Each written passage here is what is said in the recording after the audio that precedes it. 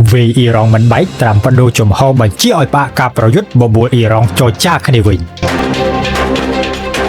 ក្រោយបើកការវាយប្រហារតាមអាកាសយ៉ាងកក្រើកមេឃរញ្ជួយដីលើអ៊ីរ៉ង់រយៈពេល13ថ្ងៃពេញនៅតែធ្វើអ្វីអ៊ីរ៉ង់មិនបានពេលនេះប្រធានាធិបតីអាមេរិកដូណាល់ត្រាំបានប្រកាសផ្លាស់ប្ដូរជំហរហើយដោយសម្រេចបញ្ជាឲ្យកងទ័ពអាមេរិកបាក់ការវាយប្រហារលើអ៊ីរ៉ង់សិនដើម្បីងាកទៅរកការចរចាតាមផ្លូវការទូតវិញថ្លែងពីសេតវិមានលោកត្រាំបានអះអាងថាអាមេរិកនៅតែមានសមត្ថភាពវាយប្រហារលើទីតាំងរបស់អ៊ីរ៉ង់ប៉ុន្តែនៅពេលនេះលោកចង់ស្វែងរកកិច្ចចរចាសន្តិភាពជាជាងការបន្តសង្គ្រាមការប្រកាសបាក់ប្រតិបត្តិការនេះកើតឡើងស្របពេលដែលគណៈប្រតិភូអូម៉ង់បានទៅដល់ទីក្រុងតេហេរ៉ង់ដើម្បីសម្របសម្រួលបើកផ្លូវឲ្យមានកិច្ចចរចាសាជាថ្មីការវិវត្តចុងក្រោយនេះបានបង្ហាញឲ្យឃើញពីការផ្លាស់ប្ដូរយុទ្ធសាស្ត្រថ្មីរបស់លោកត្រាំចំពោះអ៊ីរ៉ង់ដែលកំពុងធ្វើឲ្យមានការចាប់អារម្មណ៍យ៉ាងខ្លាំងពីសហគមន៍អន្តរជាតិគណៈមនុស្សជាច្រើនកំពុងរងចាំមើលថាតើការចរចាលើកនេះអាចនឹងបញ្ចប់ភាពតានតឹងរវាងសហរដ្ឋអាមេរិកនិងអ៊ីរ៉ង់បានដែរឬទេរាយការណ៍ដោយខ្ញុំបាទនីវុធី